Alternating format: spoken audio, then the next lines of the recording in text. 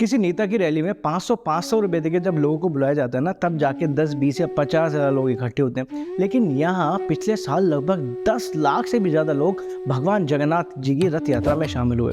और उसमें कोई नई बात नहीं है, ऐसा सदियों से चलता आ रहा है, वो भी बिना किसी इन्विटेशन और प्रचार के। ऐसा कहते हैं पूरे विश्व में इससे बढ़कर कोई रथ यात्रा उत्सव नहीं है, जिसमें भाग लेने, भगवान का रथ पर दर्शन करने संसार के कोने कोने से लाखों लोग पूरी धाम में आते हैं।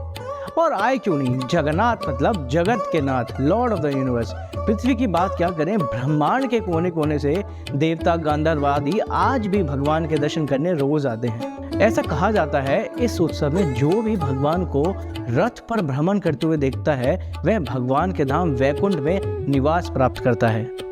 संसार में केवल यही एक भगवान है जो इतने दयालु हैं, जो अपना मंदिर छोड़ अपने भक्तों से मिलने उनकी चौखट तक आ जाते हैं। इंग्लिश का वर्ड जगरनॉट, जिसका मतलब है द अनस्टॉपेबल फोर्स, इसका ओरिजिन अंग्रेज द्वारा जगन्नाथ जी की रथ यात्रा को देख के ही करा गया था। लेकिन क्यों बनाया जाता है रथ यात्रा महोत्सव और कौन है भगवान जगन्नाथ, जानने के लिए कथा आरंभ करते हैं।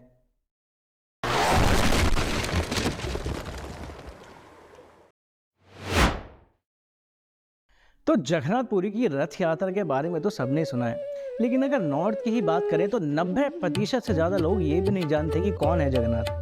और मेरा भी हाल कुछ ऐसे ही था, लेकिन ये तो कृपा है इस्कॉन फाउंडर एंड आचार्य श्रील प्रभुपाद की, जिन्होंने कलयुग से बचने की औषधि को लोकल से ग्लोबल कर दिया। अब आप कहिए वो कैसे? तो वो ऐसे, शास्त्रों में ऐसा वर्णन है कि प्रत्येक युग के लिए प्रत्येक धाम और विग्रह होते हैं। तो इस कलयुग के लिए धाम के रूप में है श्री पुरुषोत्तम क्षेत्र या कहें जगन्नाथपुरी धाम, और इस कलयुग के आराध्य देव हैं भगवान Jagannath. Jagannath means Lord of the universe. Jagannath कोई और नहीं, स्वयं भगवान कृष्ण ही है, जो अपने भाई बलभद्र यानी बलराम, बहन सुभद्रा और साथ में सुदर्शन जो कि स्टिक फॉर्म में है, उनके साथ प्रकट हुए हैं। अन्य भगवान के विग्रह जहाँ सोना, चांदी, पीतल, अष्ट धातु में निर्मित होते हैं, वहाँ जगन्नाथ लकड़ी के बने हुए होते हैं, इसलिए इन्हें दारू ब्रह्म भी कहा जाता है। दारू मतलब लकड़ी और ब्रह्म मतलब भगवान। जगन्नाथ बलदेव सुभद्रा के बड़े बड़े नेत्र उनका जीव के प्रति महाभाव प्रकट करते हैं, और अपने दोनों हाथ फैलाकर बैठे ये भगवान मानो उनके सामने आने वाले प्रत्येक व्यक्ति का आलिंगन करने के लिए तत्पर हैं। परंतु दुर्भाग्यवश जीव भगवान से विमुख होकर संसार में इंद्रिय भोग को आलिंगन करने में व्यस्त है। कुछ समझे सरकार? तो कैसे मिलेंगे जगन्नाथ? तो ऐसे लोगों के लिए जो भगवान के दर्शन करने उनके मंदिर नहीं जाते, भगवान अपना मंदिर छोड़ उन्हें दर्शन देने के लिए स्वयं उनकी चौखट तक चले जाते हैं। कितने दयालु हैं भगवान जगन्नाथ। तो स्कंद पुराण में वर्णन आता है, सत्युकाल की बात है, राजा इंद्रद्युम्न जो कि ब्रह्मा की संतानों की 5वीं पीढ़ी में आते थे, उनके सौजन्य से श्री जगन्नाथ, बलदेव, सुभद्रा और सुदर्शन के श्री विग्रह भौतिक संसार में प्रकट हुए। फिर राधा ने भगवान से 3 वरदान मांगे। पहला वरदान कि 8 में से 7 पहर भगवान अपने भक्तों को दर्शन देंगे, और 1 पहर यानी 3 घंटे ही भगवान के द्वार बंद रहेंगे।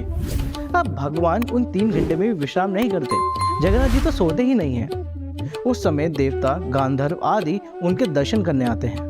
दूसरा वरदान, भगवान के हाथ कभी सूखेंगे नहीं। अब आप कहेंगे ये कैसा वरदान है? यानी भगवान को 8 की 8 पहर भोग लगता है, मतलब भगवान भोजन ग्रहण करने के बाद हाथ धोते ही हैं और हाथ सूखे भी नहीं होते कि तभी एक और भोग आ जाता है। तीसरा वरदान, राजा इंद्रद्युम्न अपने लिए कोई संतान नहीं चाहते थे। वह नहीं चाहते थे कि उनके वंशज इस श्री मंदिर पर अपना कोई अधिकार जमाए। और इन तीनों वरदानों को सुन के भगवान जगन्नाथ ने मुस्कुराते हुए कहा तथास्तु, जिससे सुन के राजा इंद्रद्युम्न अत्यंत प्रसन्न हुए। परंतु राजा इंद्रद्युम्न की पत्नी यानी रानी गुंडीचा देवी ये सुन के दुखी हो गई। वे भगवान से बोली, भगवान, स्त्रियों की आंतरिक इच्छा संतान प्राप्ति होती है, लेकिन आपके वरदान के कारण वंश, और वह चुप हो गई। भगवान गुंडीचा देवी के हृदय को समझ गए और उन्हें सुख प्रदान करने हेतु भगवान ने कहा, हे देवी, आज से हम तीनों भाई बहन आपकी संतानों के रूप में आपके पास आकर 7 दिनों तक निवास करेंगे। इसलिए भगवान अपनी मौसी गुंडीचा को आनंद देने के लिए 7 दिनों के लिए अपने श्री मंदिर को छोड़ के गुंडीचा मंदिर में जाके रहते हैं, और श्री मंदिर से गुंडीचा और गुंडीचा से श्री मंदिर वापस भगवान को भव्य रथों पर लेके जाया जाता है। जिस महोत्सव को रथ यात्रा के पावन महोत्सव के रूप में जाना जाता है। और देखा जाए ये तो करुणा का उत्सव है, क्योंकि श्री मंदिर में कई लोगों का प्रवेश वर्जित है, या तो वे विदेशी हैं या फिर हिंदू नहीं हैं। तो उन्हें दर्शन देने के लिए भी भगवान अपने मंदिर से बाहर आना चाहते हैं। आगे रथ यात्रा से जुड़ी एक दिलचस्प घटना है। भगवान के मंदिर को श्री मंदिर कहा जाता है, यानी लक्ष्मी जी का मंदिर। मतलब जगन्नाथपुरी में भगवान अपने ससुराल में रहते हैं। तो बात है स्नान यात्रा के बाद की। स्नान यात्रा के बाद भगवान जगन्नाथ 15 दिन के लिए बीमार हो जाते हैं, और 15 दिन बाद वह लक्ष्मी देवी से 2 दिन की आज्ञा लेकर मौसी गुंडीचा देवी के यहाँ जाने को कहते हैं। अच्छा, लक्ष्मी जी भगवान की सेवा करे बिना एक क्षण नहीं रह सकती, लेकिन फिर भी भगवान की इच्छा देख लक्ष्मी जी ने उन्हें 2 दिन की अनुमति दे दी। लेकिन भगवान तो भगवान ही है, एक बार निकल गए, 4 दिन हो गए, वापस नहीं लौटे। अब 5वें दिन लक्ष्मी जी गुस्से में आकर अपने सारे सेवकों समेत खुद पालकी में विराजित होकर गुंडीचा मंदिर की ओर गईं। जैसे ही जगन्नाथ जी को पता चला कि देवी जी उनकी ओर गुस्से में दौड़ी आ रही हैं, भगवान ने गुंडीचा महल के द्वार बंद करवा दिए। जब लक्ष्मी जी को वहां के द्वार बंद मिले, वे गुस्से में और तिलमिलाई और वहां जाके जगन्नाथ के सेवकों की खूब पिटाई करी, और साथ ही उनके रथ के कुछ भागों को तोड़कर हेरा घोरी नाम की गली से वापस श्री मंदिर लौट गई।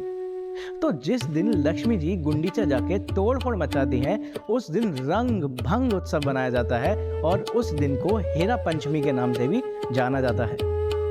अगर आप देखेंगे तो भगवान की हर लीला में उत्सव है, चाहे वे वृंदावन की लीला हो, चाहे वे रणछोड़ की लीला हो, चाहे रंग भंग उत्सव की लीला हो, लेकिन इसका सबसे ज्यादा आस्वादन और कोई नहीं, भगवान के भक्त ही करते हैं। और लेकिन भगवान भी तो सारी लीलाएं अपने भक्तों को प्रसन्न करने के लिए करते हैं। गुंडीचा में 7वें दिन संध्या दर्शन उत्सव होता है, और 8वें दिन भगवान के रथों को दोबारा दक्षिण की ओर करके खड़ा कर दिया जाता है। 9वें दिन पुनः वापसी रथ यात्रा संपन्न होती है, जो बहुड़ा यात्रा के नाम से अति प्रसिद्ध है। तो इन उत्सवों में जो कोई भी भगवान को रथों पर भ्रमण करते हुए देखता है, वह निश्चित रूप से ही भगवान के धाम वैकुंठ चला जाता है। अतः पद्म पुराण में भगवान खुद कहते हैं, मैं प्रतिज्ञा पूर्वक कह रहा हूँ कि इस विष्णु उत्सव से श्रेष्ठ या श्रेष्ठ कर कुछ और नहीं है, जो शास्त्रों के द्वारा सम्मत है। तो ये थी रथ यात्रा की लीला। आशा करता हूँ आपको पसंद आई होगी। हरे कृष्णा।